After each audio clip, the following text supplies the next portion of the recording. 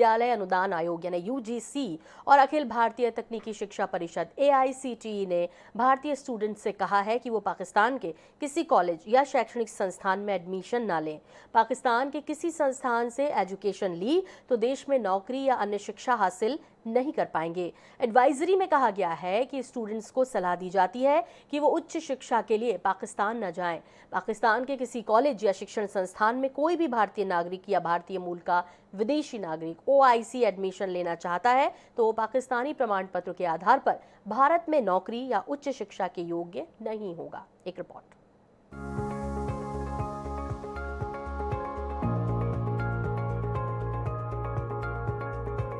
UGC AICTE ने भारतीय छात्रों को दी चेतावनी। पाकिस्तान से पढ़ाई की तो भारत में नहीं मिलेगी नौकरी। छात्रों में उच्च शिक्षा के लिए विदेश जाने की मची होड़ के बीच विश्वविद्यालय अनुदान आयोग और अखिल भारतीय तकनीकी शिक्षा परिषद ने प्रवासी भारतीयों समेत अपने सभी छात्रों को आगाह किया है कि वे उच्च शिक्षा के लिए भूलकर भी पाकिस्तान न जाएं, क्योंकि वहां की डिग्री यहां मान्य नहीं है। यूजीसी ने यह भी साफ किया कि जो लोग पाकिस्तान से आए हैं उन पर यह नियम लागू नहीं होगा।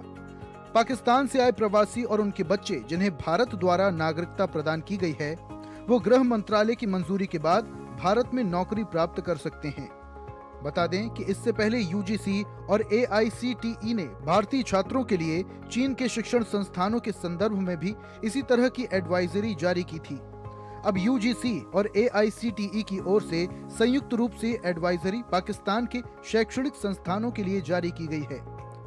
गौरतलब है कि हर साल जम्मू कश्मीर के कई छात्र पाकिस्तान के इंजीनियरिंग कॉलेज में एडमिशन ले रहे हैं। अभी तक सैकड़ों कश्मीरी छात्र पाकिस्तान के तकनीकी कॉलेज में एडमिशन ले चुके हैं।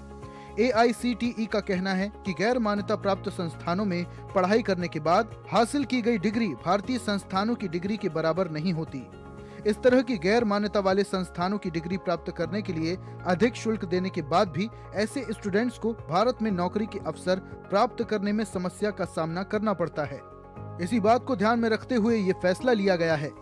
पिछले साल भी तकनीकी शिक्षा परिषद के सदस्य सचिव ने इससे संबंधित आधिकारिक सूचना जारी की थी, जिसमें कहा गया था कि पाकिस्तानी संस्थानों के इंजीनियरिंग और टेक्नोलॉजी पाठ्यक्रमों में दाखिल से पहले ये एनओसी हासिल करनी जरूरी है।